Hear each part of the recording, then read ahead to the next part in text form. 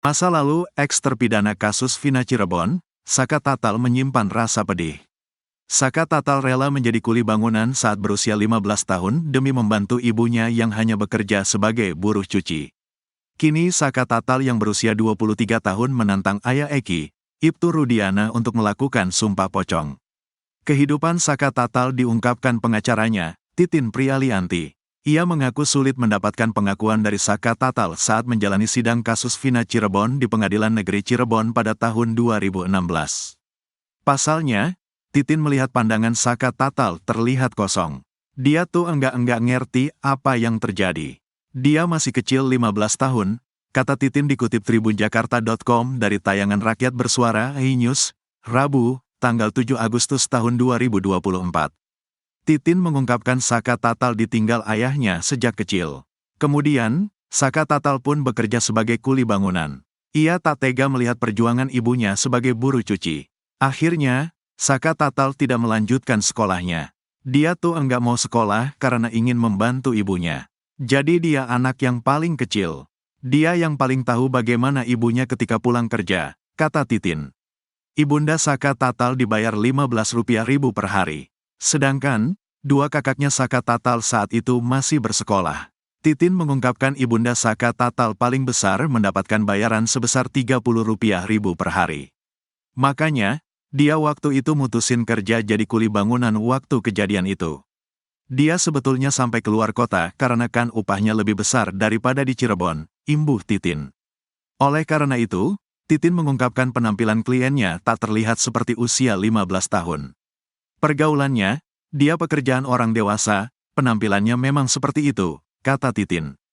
Pada masa remaja, penampilan Saka Tatal layaknya orang dewasa. Saka Tatal berambut gondrong dengan mengenakan baju robek-robek.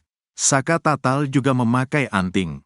Dari tinggi badan, dia tinggi dibanding Sudirman kan saya tahu banget gimana Saka waktu itu, ujarnya. Selain itu, Titin menceritakan saat dirinya menjadi pengacara Saka Tatal. Saat itu, ia telah menerima kuasa dari orang tuanya. Lalu ia mendatangi Polres Cirebon Kota pada tanggal 2-3 September tahun 2016. Namun, Titin belum dapat menemui kliennya hingga tanggal 16 September tahun 2016. Kondisinya waktu itu masih kelihatan luka, kata Titin. Selain itu, Saka Tatal menantang Ibtu Rudiana untuk sumpah pocong. Hal itu bertujuan membuktikan kebenaran atas tuduhan penganiayaan dan rekayasa kasus Vina Cirebon yang menjeratnya. Tantangan ini disampaikan oleh salah satu kuasa hukum Saka Tatal, Titin Prialianti, yang mengungkapkan bahwa sumpah pocong tersebut akan dilakukan pada Jumat ini di Cirebon. Sumpah pocong ini diungkapkan Pak Rudiana dalam jumpa pers. Namun Pak Rudiana menyatakan bahwa sumpah pocong yang dimaksud adalah untuk memastikan bahwa benar Eki adalah anaknya yang meninggal. Sementara itu, Saka Tatal ingin sumpah pocong dilakukan terkait penyiksaan dan pembuktian bahwa dia bukan pelaku pembunuhan dan pemerkosaan dalam kasus ini, ujar Titin, Rabu, tanggal 7 Agustus tahun 2024. Menurut Titin, Saka Tatal akan meyakinkan bahwa dia dianiaya saat berada di Polres Cirebon Kota dan tidak terlibat dalam pembunuhan seperti yang diputuskan oleh pengadilan. Dia juga menuduh bahwa kasus ini direkayasa sehingga menyebabkan vonis terhadap 8 terpidana. Kita menyamakan persepsi sumpah pocongnya. Saka akan meyakinkan bahwa dia dianiaya dan tidak terlibat dalam perkara pembunuhan seperti yang tertuang dalam putusan.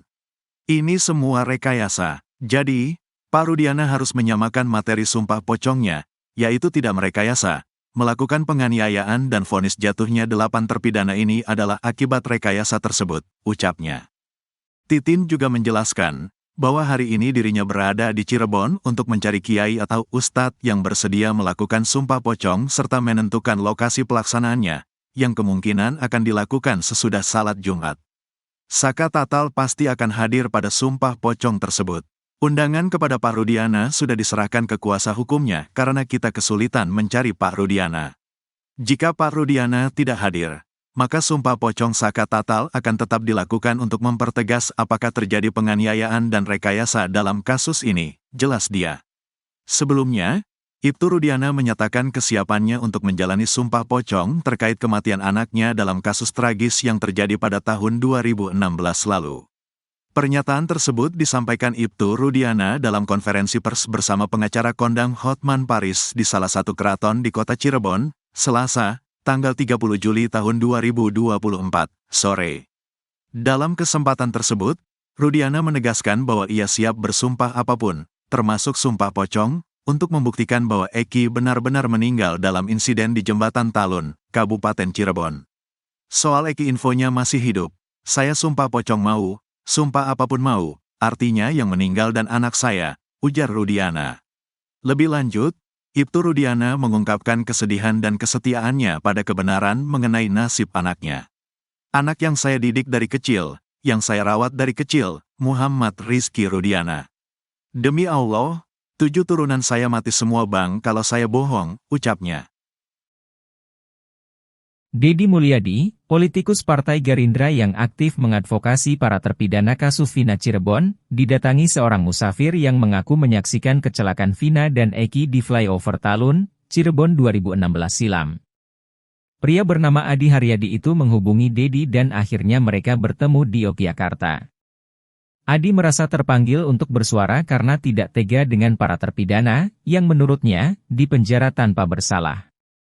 Kepada Deddy, Adi bercerita, 2016 silam ia menjadi musafir diperintahkan guru spiritualnya, berjalan kaki ziarah ke sejumlah makam ulama besar di Pulau Jawa. Sabtu malam, 27 Agustus 2016 silam, Adi memegang bungkus nasi pemberian warga, sedang istirahat hendak makan di flyover Talun, dalam perjalanan dari Cirebon menuju Majalengka. Deddy menanyakan kondisi cuaca saat itu kepada Adi.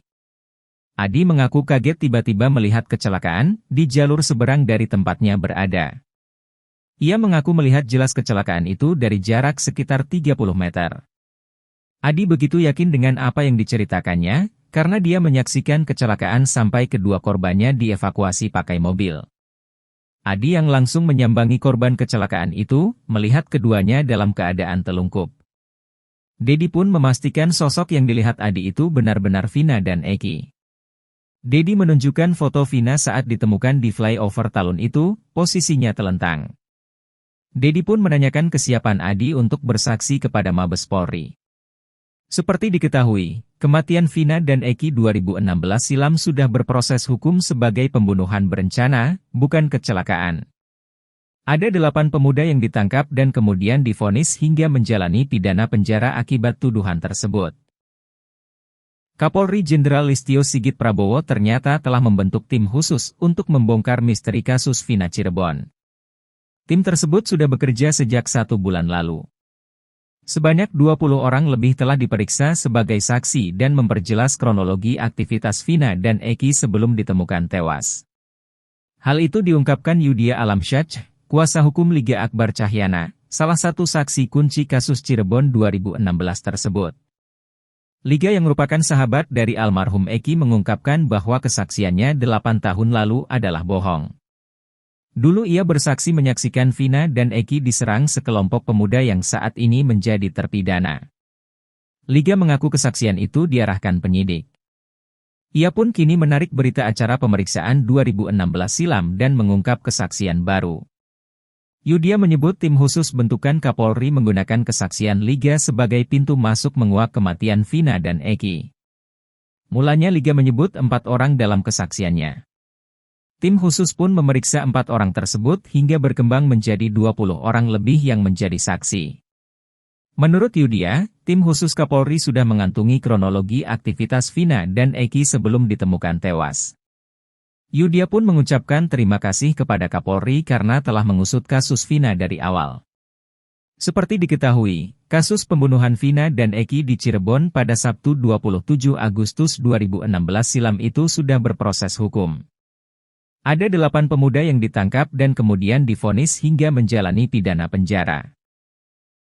Sarana untuk sumpah pocong Ibtu Rudiana terkait kasus Vina Cirebon sudah disiapkan di Cirebon oleh pihak tim Saka Tatal yang menantang ayah almarhum Eki tersebut. Tim hukum Saka Tatal sudah menyiapkan lokasi hingga tanggal pelaksanaan sumpah pocong tersebut, yaitu di Padepokan Amparan Jati pada tanggal 9 Agustus 2024. Sumpah pocong tersebut nantinya akan dipimpin langsung oleh pihak pimpinan Padepokan. Hal ini disampaikan oleh salah satu kuasa hukum Saka Tatal, Titin Prialianti, saat dikonfirmasi Tribun pada Kamis, 8 Agustus 2024. Menurut Titin, pemimpin Padepokan Amparan Jati juga telah bersedia untuk memimpin prosesi tersebut dengan tujuan menegakkan keadilan. Titin juga menegaskan bahwa pihaknya akan menggunakan kesempatan ini untuk membuktikan kebenaran. Terutama setelah laporan mereka terhadap Ibtu Rudiana tidak dianggap sebagai pelanggaran kode etik. Ia berharap cara ini dapat memberikan keyakinan kepada masyarakat mengenai keadilan yang mereka perjuangkan. Namun ketika menanggapi tantangan sumpah pocong ini, Ibtu Rudiana malah ciut meski sebelumnya ayah Eki ini sempat mengatakan berani sumpah pocong. Kuasa hukum Ibtu Rudiana, Elza Syarif mengatakan bahwa kliennya tidak akan hadir dalam sumpah pocong di Cirebon tersebut. Dia juga mengatakan bahwa sebaikannya tunggu saja putusan PK daripada harus sumpah pocong. Dia juga menyindir bahwa sumpah pocong itu bagian dari syirik. Menurut dia, kliennya dipastikan tidak akan menanggapi tantangan yang diajukan oleh pihak Saka Tatal.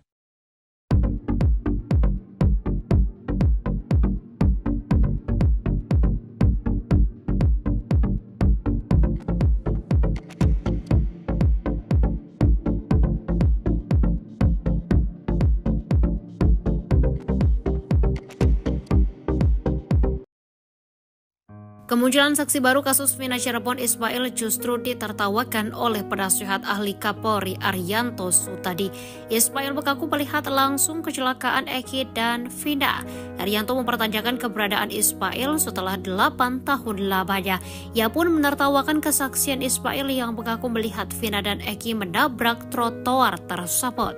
Sebab menurut Arianto saat kejadian tahun 2016 Ismail tak pernah ada.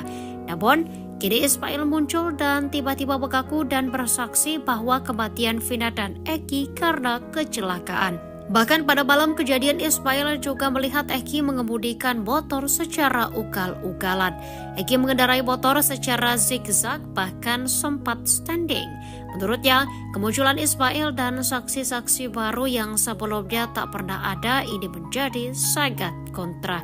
Publik jadi berpikir negatif kepada hakim yang memutus sidang pada tahun 2017 lalu. Arianto juga mengatakan jika kesaksian Ismail ini dijadikan sebagai bahan PK, maka akan dilihat oleh hakim apakah bisa menjadi novum baru atau tidak. Sebab menurutnya keterangan saksi itu tidak kuat karena tidak didukung oleh alat bukti.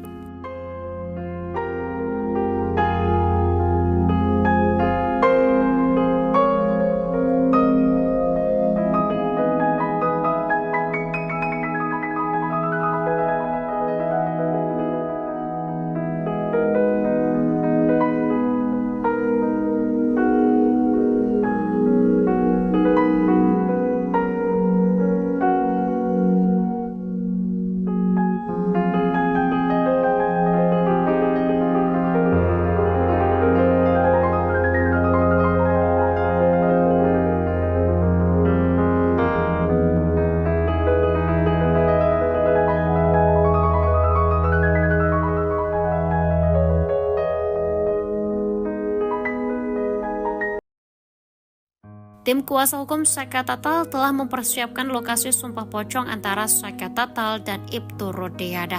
Kuasa hukum Saka Tatal Titin Prialianti menyebut lokasi yang dipilih yakni di Padepokan Amparan Jati, Kabupaten Cirebon.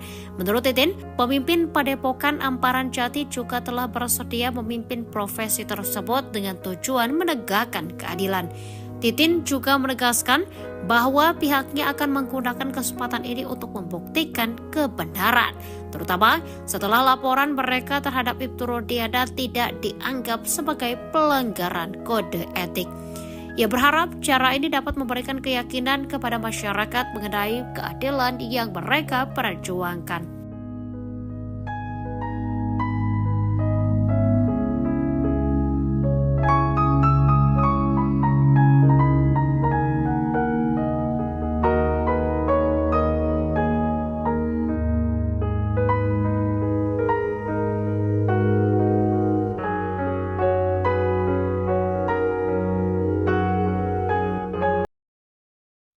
Ibtu Rudiana disebut bisa mengendalikan satu Polres usai bertindak dalam kasus Vina Cirebon.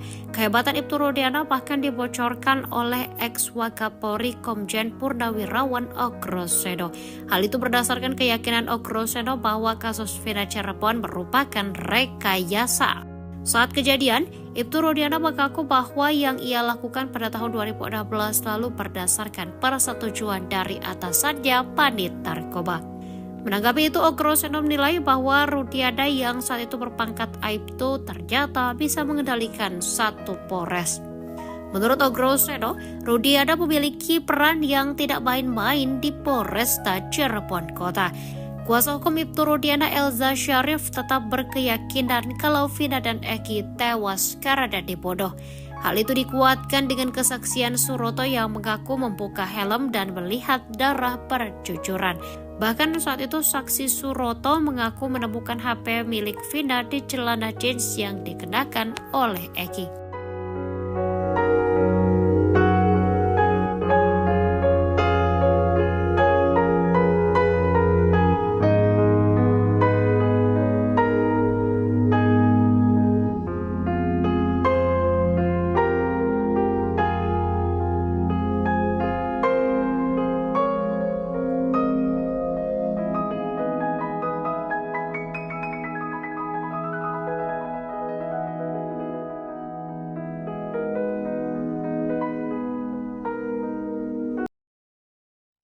Ibtu Rudiana menganulir ucapannya terkait Sumpah Pocong.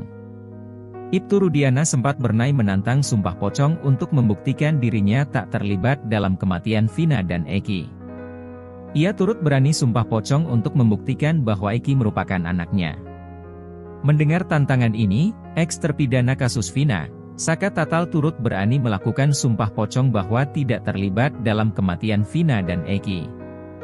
Saka Tatal langsung mengajak Ibtu Rudiana untuk Sumpah Pocong besok Jumat, 9 Agustus 2024, di Cirebon. Namun ajakan itu tak dipedulikan Ibtu Rudiana. Rudiana yang awalnya sesumbar berani melakukan Sumpah Pocong kini justru mengklaim tidak percaya dengan hal seperti itu. Alih-alih melakukan Sumpah Pocong dengan Saka Tatal, Ibtu Rudiana justru menunggu putusan hukum. Menurut kuasa hukum Ibtu Rudiana, Elza Syarif, Sumpah Pocong itu bagian dari syirik. Menurut dia, kliennya dipastikan tidak akan menanggapi tantangan yang diajukan oleh pihak Saka Tatal. Pihaknya lebih menyerahkan kasus ini ke penegak hukum saja. Menanggapi hal itu, mantan Kabareskrim Komjen Purnawirawan Susno Duaji pun setuju dengan kuasa hukum Ibtu Rudiana. Namun Susno Duaji enggan mengomentari dari segi agama karena dirinya bukan ahli di bidangnya. Susno pun menyambut baik adanya kegiatan Sumpah Pocong yang akan dilakukan oleh Saka Tatal. Apalagi kata dia, hal itu juga bisa membuat orang Indonesia akan tahu Sumpah Pocong seperti apa. Menurut Susno, Sumpah Pocong ini kembali lagi pada pribadi masing-masing orang. Sehingga menurut dia, jika Ibtu Rudiana merasa dirinya benar tidak menyiksa para terpidana, seharusnya berani menjawab tantangan tersebut. Ibtu Rudiana kembali menghilang usai diperiksa di Mabes Polri sejak Sabtu, 3 Agustus 2024, malam. Apalagi dalam hal itu Saka Tatal juga sampai berani melakukan Sumpah Banyucis. Di mana sumpah tersebut itu sangat sakral dan biasanya langsung terjadi secara kontan. Jadi artinya tidak hanya melalui jalur hukum yang sekarang sudah PK, tapi jalur Sumpah Pocong itu pun jadi salah satu pembuktian bagi Saka Tatal.